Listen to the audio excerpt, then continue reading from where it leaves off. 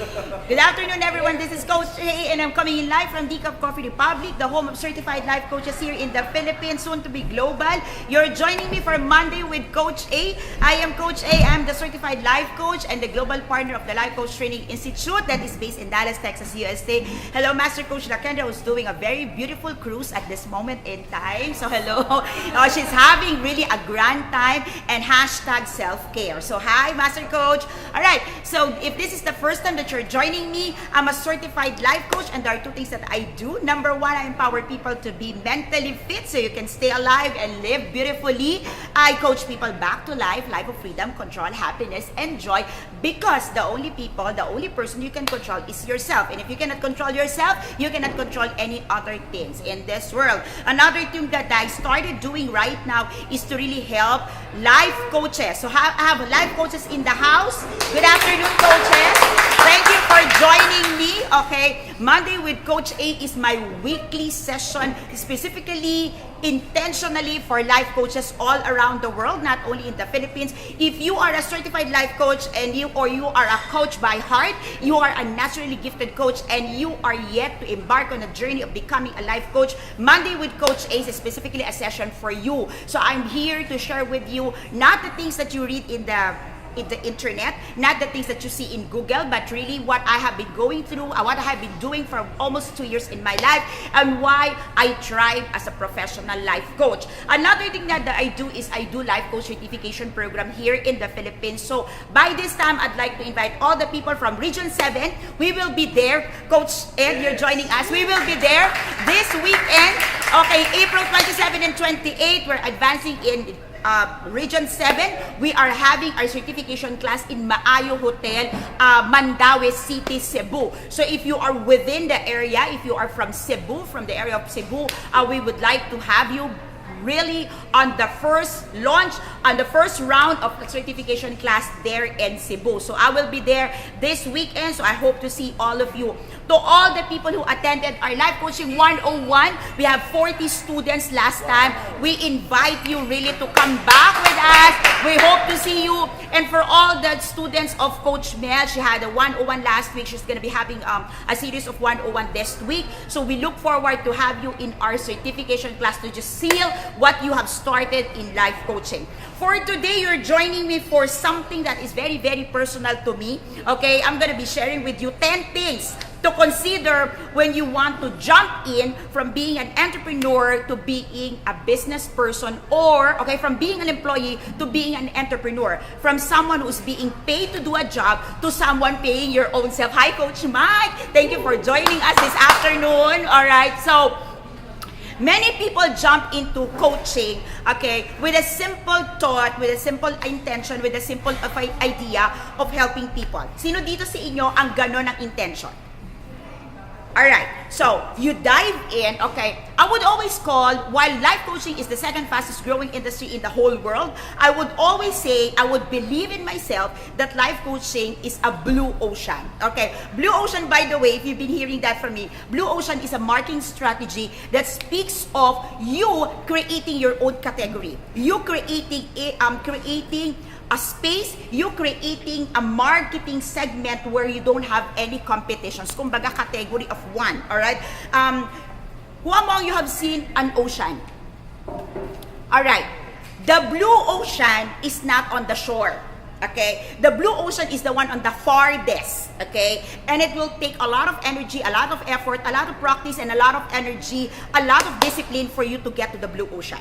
But when you get to the blue ocean, you swim very well because there are few swimmers in there. Alright, and you see the beauty of nature, you see really the beauty of creation, and there are things that you can only experience in the blue ocean that you cannot see and you cannot experience on the shore. Now, many people would dive into life coaching and you want to be just on the shore. What is the shore?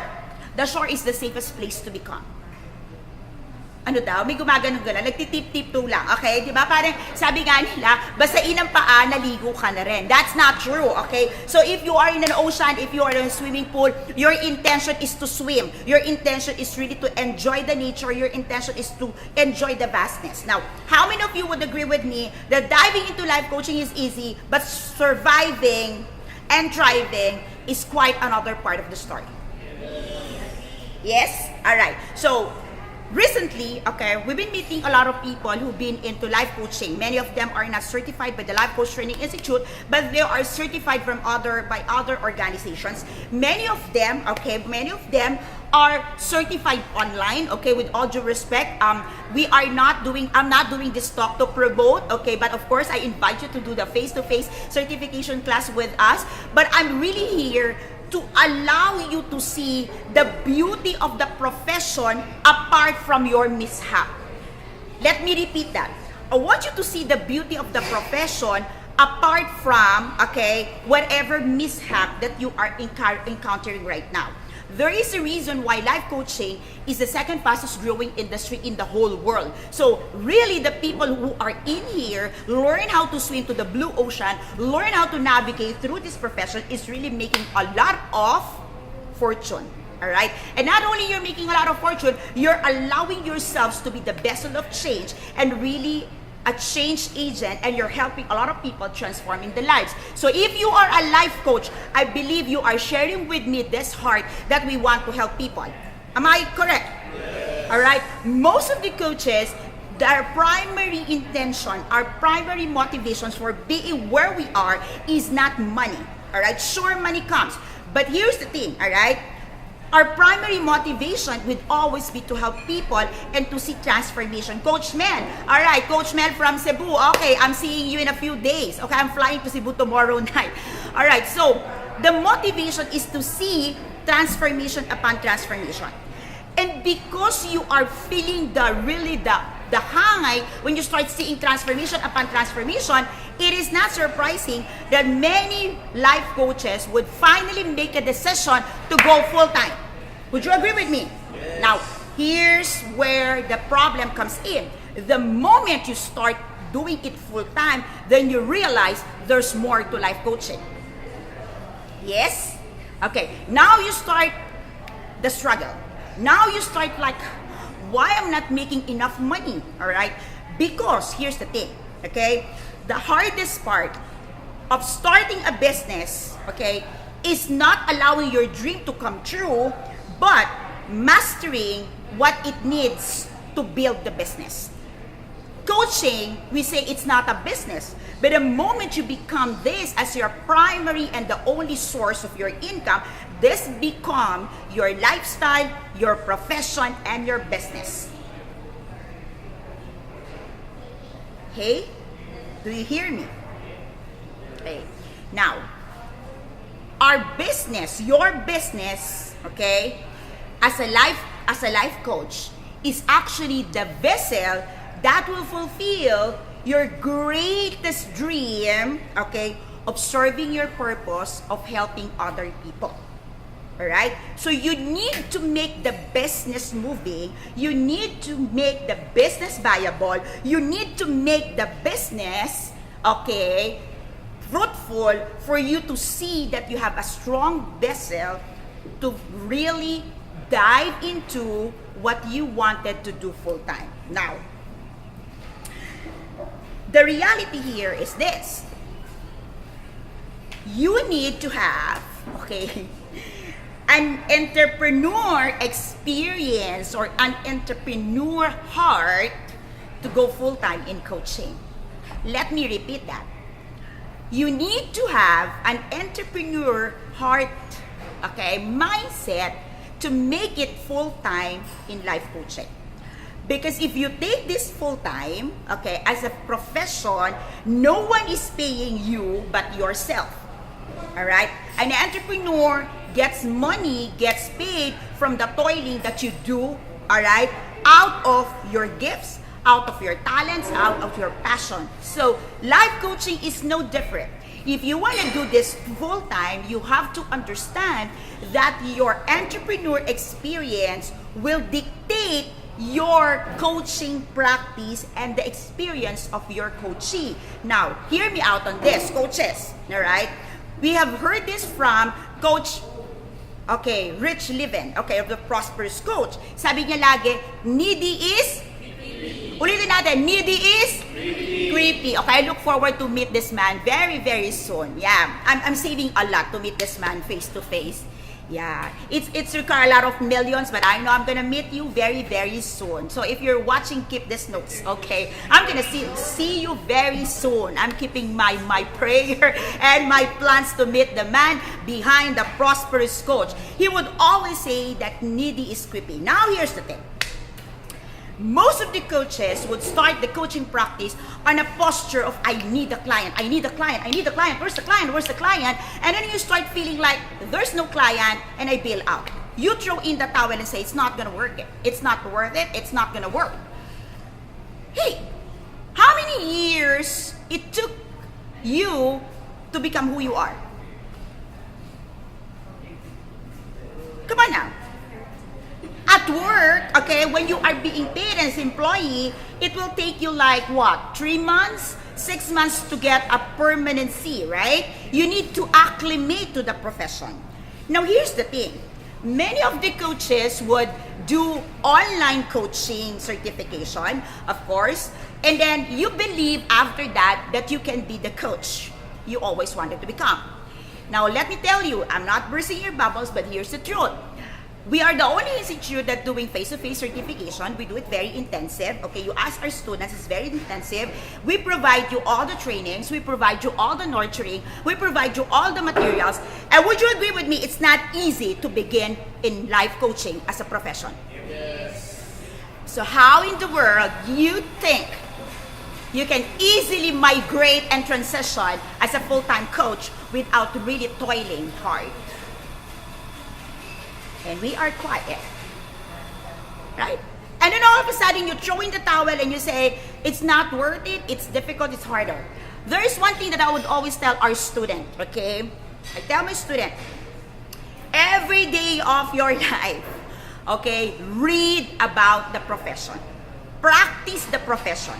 And so if you are not doing that, then, all right, then, okay, there is something that you need to recalibrate to become the coach you wanted to become. Now, okay, I'm gonna put that on the side and let me assume, okay, coaches, let me assume that you are very diligent and you are very qualified and you are doing your great job learning the coaching profession. So let me put that aside and let me jump in now to what I want to share with you today. That is the 10 things that you need to consider if you want to dive in this profession. Are you ready? Yes. Okay, coaches, if you know somebody who would be blessed by this topic, who would be really nurtured by this sharing, please share this to the timeline or put it in the comment the name of your friend so your friend get to watch this ready. If you are watching me on a replay, you can put a comment and a question directly to Coach A or to Adet Purto. Okay, let me share with you 10 things. Okay, number one. On my number one is this. Your concept. Your concept. For every good idea, for every good idea, professional package, coaching package, know the truth that there are hundreds, maybe thousands of people out there who have the same concept. I want to be a relationship coach. I want to be a wellness coach. Ano pa ba? I want to be a marriage coach. I want to be a transition coach. I want to be a rehab coach. All right, now hear me out. With that idea in mind, there are like hundreds and thousands of coaches out there in the world, okay, on the shore who needs, okay, who plan to try in that concept. Now, my question, okay, what is the unique angle that you have for what you wanted to become? What is the approach that you want and you plan to bring in so that your coachee or possible coachee sees you with that concept or with that service offering? Now, hear me out on this, coaches. Most of you have forgotten that before you become a certified life coach, you are a product of your personal experience and professional mastery. Agree, disagree? Agree. You had it all these years, okay? You have your personal experience as a dad, as a pastor, as a brother, as a husband, as a wife, all right, as a parent. You have that personal experience. Or maybe you had an experience, personal experience of being brokenhearted. Maybe you have a personal experience of going into bankruptcy because you had foolish decisions in business. You had that personal experience. And here comes your professional mastery. Now, most of you, when you dive into life coaching, you forget, and you just like, okay, gone, and now I'm a life coach. So, what are you bringing to the table? What are you bringing to the table? You're bringing in the table the personal experiences and the professional mastery you had in the past, and you bring in now life coaching to level up and leverage what you used to have. Do you hear me? It's like after being a life coach, you just forget, like, okay, I'm a doctor. Now, there's a lot of doctor out there in the sea, but there's like one in a million doctor in the blue ocean who is practicing as a life coach. So what happened to that? Now, you have to understand that when you create your concept as a life coach, you've got to bring in your personal experiences and your professional mastery, and that makes you unique. That makes your service offering very personal, okay, and really targeted to the people you want to reach. So what is your concept? Who you want to become as a life coach? Remember, this takes toiling. It will not happen overnight, okay? And concepts needs fine-tuning. Concept needs recalibration. Concept needs testing. So you have to be very diligent testing this. When I started my coaching profession, I'm a business person, I'm an entrepreneur, and I'm also in business consultancy. And I was thinking, it's difficult to shift because this is the kind of people I'm working with, and whenever they see me, they would always see the consultant in me and not the coach in me. Okay, Coach Cindy Hoya, okay, sabi niya dito, you really need to toil to get a client. It's not easy to just wait for someone to get you. Yep, absolutely. So going back, I was thinking, what kind of people I want to reach out, all right? Because my network would be business people, entrepreneur, all right? My heart breathes for mental wellness. And I just follow my heart. I kind of realized this time I'm going to be paying myself. So if I'm paying myself as an entrepreneur, I better be doing what I love to do. In the same token, this coffee shop is a product of what I love. I love coffee, I love books. So if you come here, you see exactly what I want, exactly what I love, because this is my business, this is my concept. So like you as a business coach, you as a wellness coach, you as a professional educator, whatever kind of coach, my question is, what is that concept that you want to bring into the market? Right? If you have teachers in the house, my husband is a teacher, you have the educators in the house, barely do you find a teacher who's a life coach. But we need life coaches in the academy. We need life coaches in the school. All right?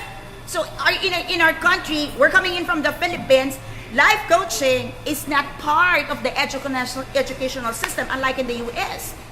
So if you're here, if you're watching me right now and you are an educator, you're a teacher, we need you. And this profession would level up. So what concept are you bringing into the table? You're getting this, coaches? Can you just give me a big smile? Okay, or the person next to you. I'm just on my number 1. Okay, I'll have 9 more. Okay, and it gets deeper. On my number 2, your big why. Not wise. Why?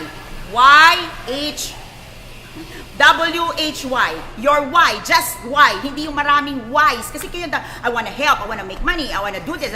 Just like the big why. W-H-Y. What is your big why? Embarking on the road, being a life coach is one that needs careful considering of the details before you get in there. So what it is that you really want to become a life coach.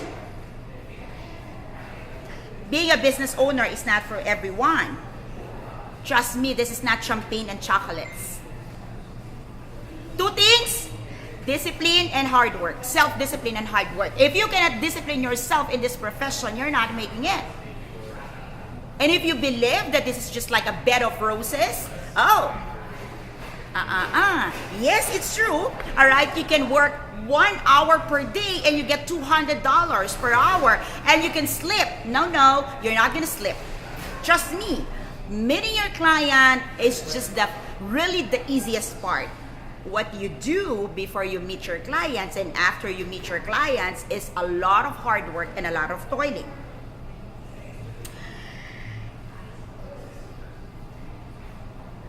Many of us go for the big why as being satisfied in life. I want to be happy. I want to be fulfilled. I want to make a lot of money. Yeah, sure. Okay. But here's the point. If you only want money and you want to be fulfilled and you want to be happy, then guess what? Maybe life coaching is not for you. Yeah. What I can tell you, life coaching is a very rewarding profession, but it takes a lot of laying down. So you need to be clear. Why do you want to do life coaching as a full-time? What is your purpose on making this as your business? Should I ask you, what is the message you have for this world? What are the changes that you want to see come into effect? What is your desired outcome for being in the life coaching profession? You have to be very clear on what you wanted to see. You're an entrepreneur. So coming into the business, you have to be very clear. Okay. I'm teaching Passion to Profit. If you haven't attended that class, I'm inviting you on May 11. I'm doing another round of Passion to Profit, 2 p.m. Because many people wants to do what they're passionate about, but they're looking for the profit. Okay? What I believe on is this. If you build your business based on your passion, okay, it is impossible for you not to profit. Let me repeat that. If you truly build your business on what you are passionate about, it is impossible for you not to profit. What happens for many people is this. Okay? You see somebody thriving on singing career, and you know you can sing and say, oh, passion ko na rin kumanta. Diba? You see somebody thriving in the, diba? In a home baking business, and you say, oh, passion ko rin mag-bake. Many people can bake, but not everyone is passionate in baking. Yes? So it's really different when you say, it's my passion. But trust me, if you are really building on something that is real passion on you, impossible for you not to profit. Kasi kung passion mo yan, ipaglalaban mo. Hindi pag nahirapan ka na, uwian na. Right? So what is your big why? I want you to understand that before you dive in making life coaching as your professional and sole business or focused business, I want you to see what is your big why, okay? And the big why should be able to picture clearly the effect, the outcome, the result that you want to see for you being in the business of coaching. Okay. Sabi ni Coach Mel, my why is intact, so I'm prepared for everything. I know life coaching is for me, it's not easy, but there's no turning back, everything forward. All right, I'll see that over the weekend, Coach Mel. I look forward to have 10 students on floor. All right, moving on. Your people on my number 3. Hi, Coach. Okay, thank you for watching. Okay, on my number 3, your people. Do you have people in your lives? Yes. Nag-isip. Alam niyo po yung tao, people. You have friends, relatives, networks. You do have? Yes. Okay, let me ask you. Are the people in your lives your target market? Dun, dun, dun, dun. Okay. Let me repeat my question. Do you have people in your lives? Yes. Do you have a Facebook account? Who got a Facebook account? Hello, hello. Okay. How many friends do you have in Facebook? 5,000. Oh, wonderful. Siyempre, ikaw na ang celebrity. Talagang 5,000 tayo. Okay. Nagutom tayo. Okay. How many friends do you have in Facebook? Hey? You forgot? Alright. How many contacts do you have in your phones? Pumapatong-patong lang yan kung nagpapalit ka ng cellphone, right? Okay, how many contacts do you have? Are there your friends? So where are there in your contacts? Nakasalubong ko kasi. That's wonderful. Okay. Alright. Many people dive into the business of coaching, do marketing, do branding, do da-da-da-da, without really answering the question, who is your target market? The people around you, the people in your life, like your family, your friends, your relatives, like your former office mates, like your network may not be your target market. When I started my coaching profession, oh, these are not the people. Because I want to work with mentally challenged people. So do you understand? If I knock, friend, I want to coach you because I think you're mentally challenged. Ang saya, di ba? So malamang, wala na ako sa profession ko ngayon.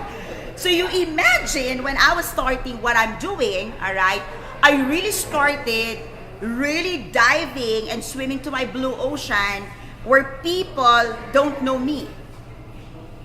Yeah. But I dive in there, okay, even before the signing of the Bill to Law of Mental Health, all right? And I would imagine, Coach Kent is one of my students in one of my classes, I would conduct classes, okay, on mental health, on mental wellness, and I would be facing people I really don't know. I really don't know. I'm meeting for the first time. And I remember one time my husband asked me, who's paying you? I mean, who are you dealing with? The parents, the sister, the family of those patients? I said, no. I'm talking with the mentally challenged people. Excited pa ako, diba? And during that time, like, what are you doing? But one thing I'm saying, I'm telling you and I'm communicating here. If you are passionate about something, it's impossible not for you not to thrive. And it's impossible for you not to make money. Because pag passion mo, aalagaan mo. Kaya kung passionate ka sa relasyon mo, alagaan mo, wag mong bitawan. Side comment. Okay. Let's move on. Your people must be a vast in there. There's a lot of people in your lives, right? You might have 5,000, 10,000 in there. But you have to identify the target market. What is the avatar of your niche? And you know what?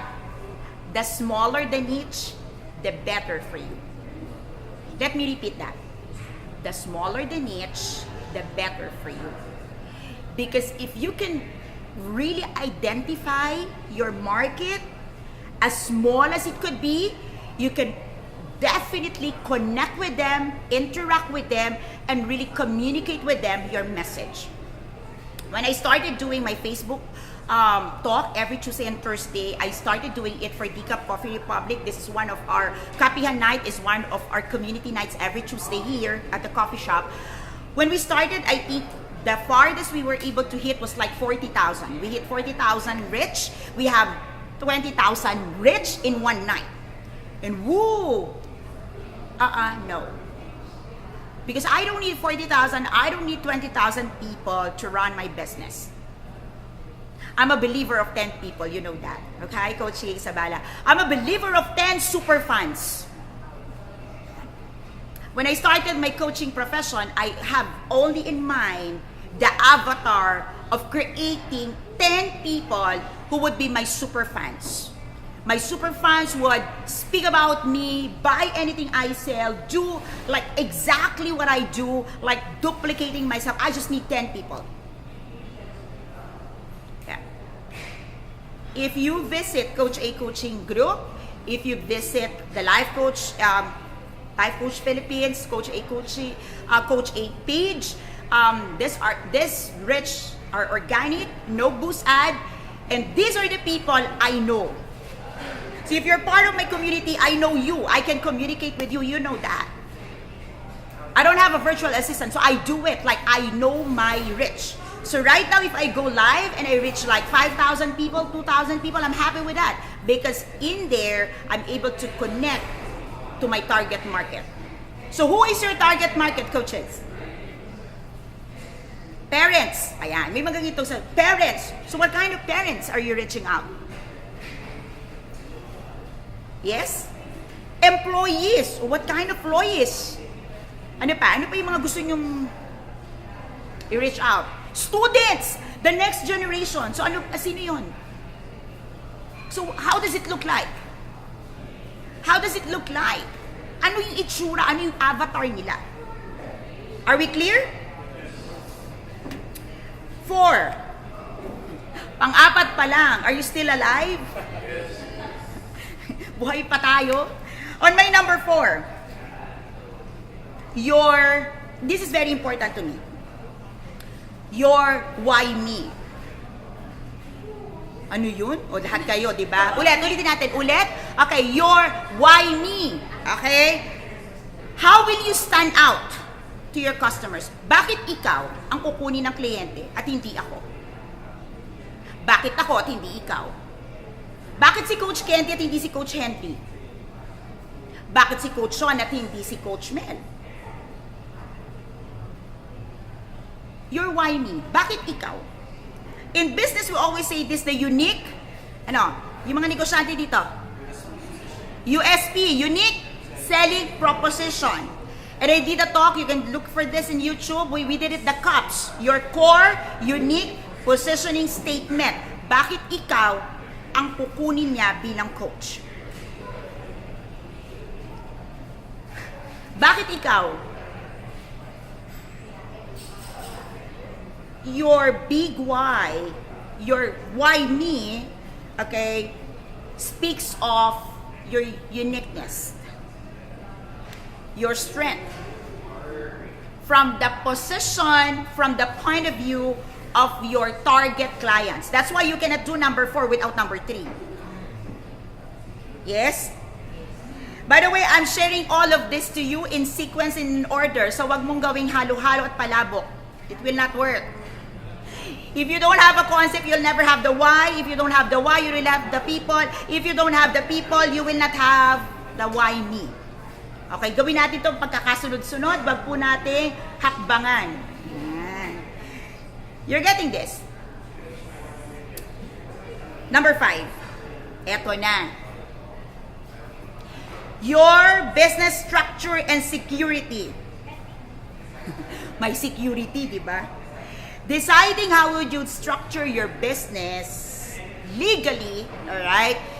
Coaches, you have to register your business if you're doing this full-time, okay? I remember si Coach Rizel, ikaw ba yun? May nagtatanong daw kay Coach Rizel. Ang galing hindi pa siya certified. The person is asking, so, my concern is legality. So, how do I pay my taxes? Mabuti kang tao. Galing, yeah. Mabuhay ka. We have one incoming coach, I think Cebu, tama ba? Cebu, and the question would be, so how do I build the business? How do I practice my profession? How the taxation and everything. So when you build the business, it's important that you understand how you are going to structure it. Are you going to be partnering with someone? Are you going to be doing this as a sole proprietorship? Or are you creating an empire? Are you creating really a SEC registered business where you have a lot of people working with you? Now, let me share this with you. If you have been going around the internet and you're looking at who are your top bet for a life coach internationally, I think top of the mind would be Oprah and Tony Robbins at this point in time. All right.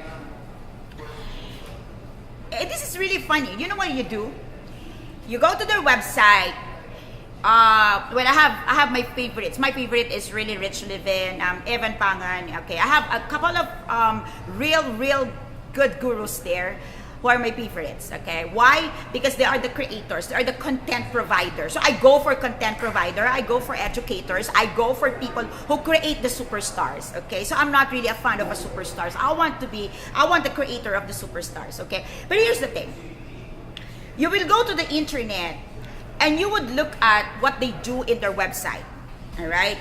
You would do what they're doing in their social media accounts. You would do that, okay? You would follow what I've been doing. And you kind of feel I'm inadequate. Hear me out on this, coaches. Sometimes you try to adapt a model that does not fit you. You talk about Oprah, you talk about Tony Robbins, and they got like hundreds of people working for them. Like Coach Oprah will just go on here and like talk, and everything else is being prepared for her. Same with Coach Tony Robbins. Like sometimes you kind of miss the point that if you are doing your business all by yourself, the model is supposed to be fitting what you can afford. Can you afford to hire 50 people to work for your coaching business? You can't even afford for your training. How do you get 50 people? Before you get 50 people to work for you, before you hire social media managers to run a social campaign for you, work on nurturing your skill sets. Trust me, it's easy to get clients. It's hard to have a repeat clients. Yes? So what would be the business structure? Will it be sole proprietorship, partnership? Or will you just be working for other people who is capable of paying you? Like meron ka bang financier? Okay? And why do you need the security? All right? When your business grows bigger and bigger, it is important that you put a little money. Okay? Here's the thing. When you hear the word security, you're thinking of savings, right? You're thinking of insurance. That's not what I'm saying. You know what's your security?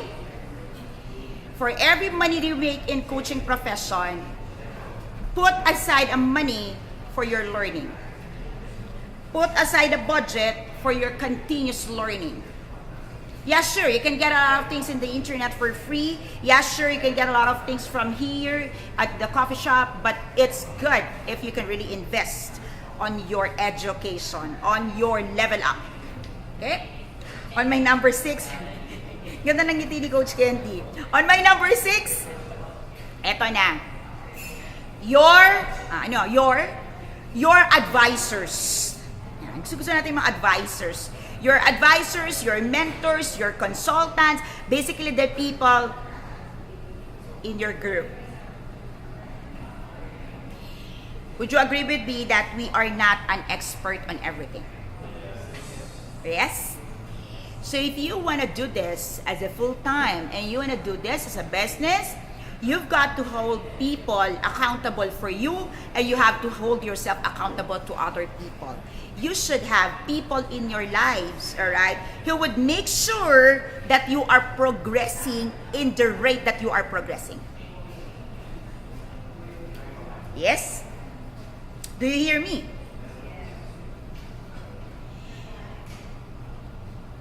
Invest on getting the right people in your team. And I believe the best investment you can have is a life coach yourself. Somebody who will coach you. You can never be a life coach if you don't have a coach. Let me repeat that. You cannot be a life coach without having a coach. How can you sell something that is not of you? You yourself don't even believe in life coaching. So how can you sell life coaching to other people? Yes? I cannot sell coffee if I don't drink coffee. That's why drug addicts becomes drug pushers. Bakit ko sinabi yun? O, diba? Nag-react kayo. Ngumiti kayo. Yan. Sabi ko sa inyo. Because what I'm saying is, why I'm saying that is because whatever standards in business in the world applies in coaching. Still the same. Still the same. You sell what you consume. You sell what you believe on. You sell what you can afford. That's why if you can afford a great training, then you can sell a very beautiful and expensive coaching package. On my number 7, now here, your business name and your brand. Interesting, many people start building on their brand before building their own service. Tama? I'm a relationship coach. Ano ba? I'm a wellness coach. Are you into wellness? I'm starting. Sounds familiar? Master Coach Lakendra would have this. She said many people would do this. Fake it until you make it. Okay, don't do that. Don't do that. Be who you are. Toil on who you are before you start building the brand name. Alright? So don't call yourself a relationship coach if you've never been into a relationship. I mean it. I mean it.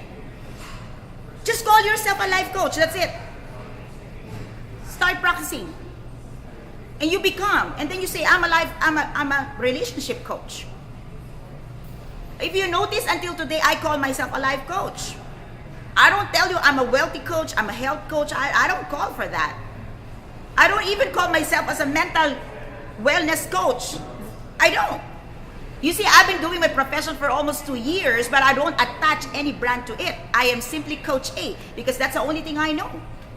What I do coaching and I do certification class. That's the only thing I can do at this moment in time. Marami pa akong kakainin bigas.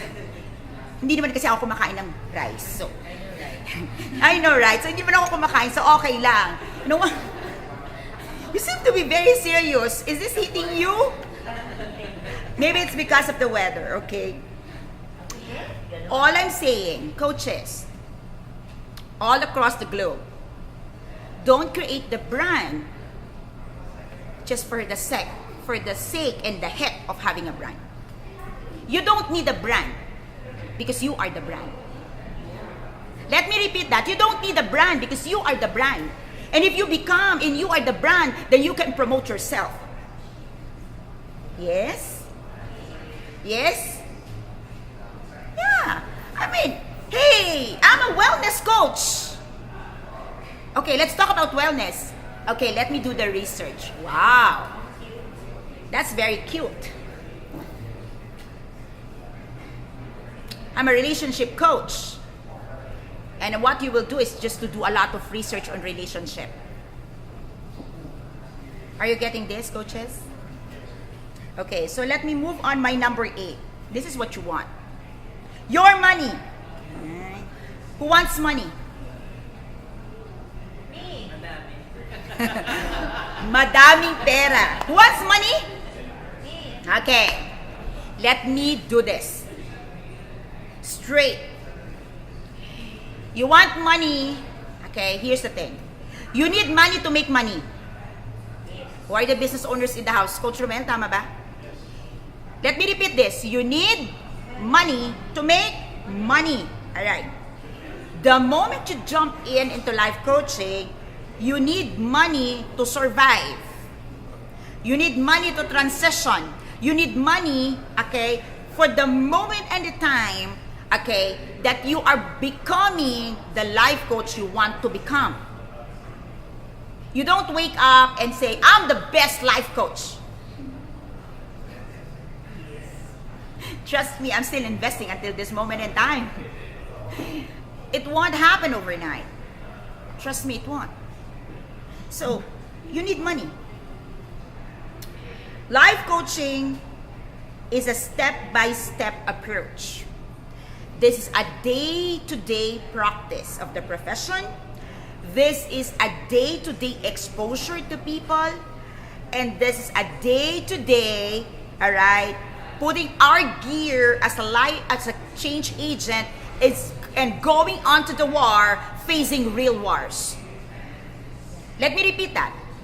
Putting on our war clothes, going to the war, and facing real wars. You want to be really a great coach? Get into the real game. Coach. Mag-coach ka. Ulitin ko ulit, mag-coach ka kasi. Yung totoong coaching. Hindi yung kwentuhan, hindi yung talk, Hindi yung lecture. Iba ang motivational speaking sa life coaching. Be a life coach so you earn as a life coach. The reason why you're not earning as a life coach because you're not working as a life coach. Press release lang daw. Hindi ako may sabi na si Coach Candy. Salbahe dito eh. Hashtag very wrong. Coach Mix, we miss you. Coaches, hear me out on this. This is my heart. Life coaching is the second fastest growing industry in the whole world, and an average coach earns 10,000 pesos per hour, $200 per hour. That is recorded. You can search that in Google. But you're not gonna get that money if you're not practicing as a life coach. Yeah, please. You need practice coming in here. Decaf Coffee Republic is located at the second floor of Pioneer Street Market. We're across TV5. We're inside HMR parking compound. Come over. I want to help you. Yeah. I have a YouTube channel, Coach A. Panoorin mo lang lahat yun. Tingnan ko pag hindi ka naging magaling na coach. Pero magtrabaho ka, ha? Hindi puro nood ang ginagawa mo, walang trabaho. Trust me, I work harder. Hindi kasi pwedeng press release ang coach, I'm a life coach. O, tapos ilan ang coachee mo? Me, myself, and I. Wow. Mabuti daw kung may multiple personality ka, parang si Candy. Okay. Si Rowena kinukoach si Candy. Si Candy kinukoach. Iba talaga pag may guest kang challenge, iba din eh. On my number 9, tingnan nyo ha, sunod-sunod talaga to. Maniwala kayo, gawin nyo lang to ng matinod. You'll make it in this profession. On my number 9, your services. O, di ba yung services nang nasa dulo? The amount of reserve, the amount of money that you have will define the kind and quality of service you will be able to offer to people. Most of the time, if you are grasping for breath, if you are so much in need of money, you will just offer any coaching services. That's why the services comes after the money. You have to be able to identify your reserve. You're supposed to be able to identify the amount of money that you could hold to transition. Then, you can practically plan for the quality service you want to offer to people. That's the only way. Needy is? Yeah, I really love that. You know, one of the thing that really hits me on that book is that statement. Needy is creepy. So if you are in need of money right now, okay, you will just offer any kind. And you will run after any clients. And that's very, very sad. Okay? So paano talaga pag walang pera, coach? Okay. So how is it if you're really like hand-to-mouth thing and everything? Let me challenge you with this thinking. For the business owners in the house, I have Coach Romel. Okay? Ma'am? Okay, let me challenge you with this thinking. Isn't it true? Okay, all business people have loans. We've got business loans. And what are the loans? O minsan hindi loans, utang. O paano natin alam na may utang? O kami din sa coffee shop, pag-deliver ng cakes, hindi namin binayaran, utang yun eh. Isn't it true? I am yet to see, I'm a business consultant and I'm yet to see a one business na walang utang. Yeah, go. I worked with SM before. Even those people, even those big companies, they have utang. So think about it. Alright? Let me challenge the way you look at loans.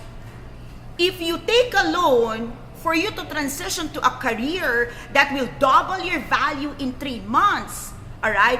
It's different than taking a loan and just buying a branded shoes and bags. Yes? Yes. That's why we have banking industry. Because we have business people taking a loan. Kaya po kayo merong interest sa bangko kahit maliit. Kasi po may nangungutang na negosyante at ginagamit sa negosyo. So why can't you do that? If you are focused on just what you need, if you are focused on what the food you do wanna generate every day, the money you have to generate for the food, then you cannot really create a beautiful service. And on my 10, tapos na tayo. Pwede nang huminga. Okay. On my number 10, your client attraction.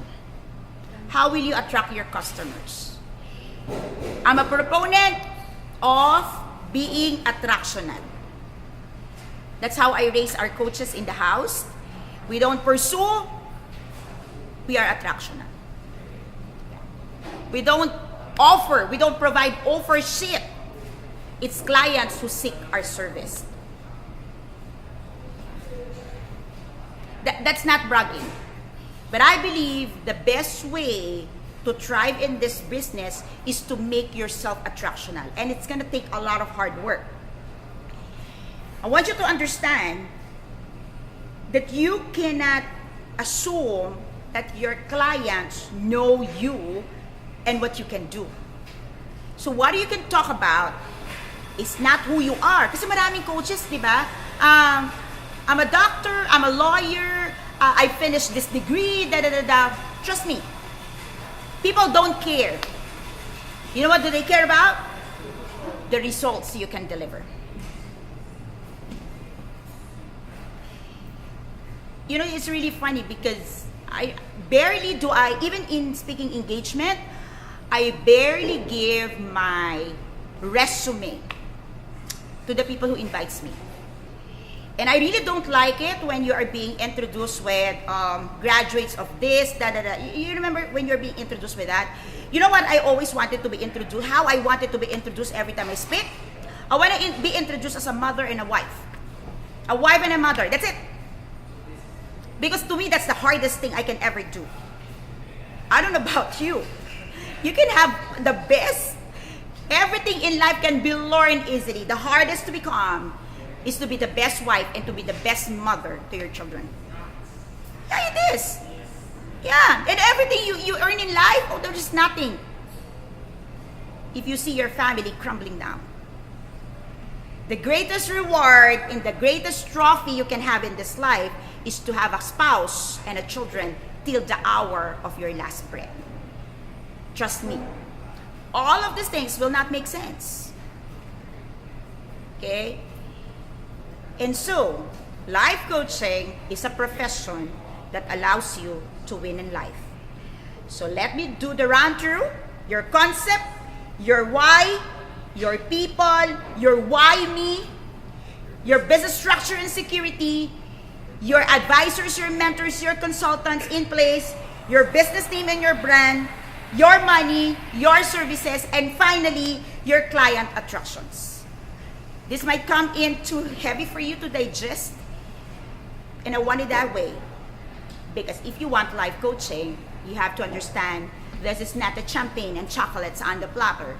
This is no easy deal. This is something that will cost your life, but it's all worth it. Because at the end of the day, you win your purpose, you win the relationship that you want, and you win the legacy that no one else can give to you, but only you can have. Good afternoon, everyone. Thank you for joining me. This is Coach A. I'll see you again on Monday. Bye-bye.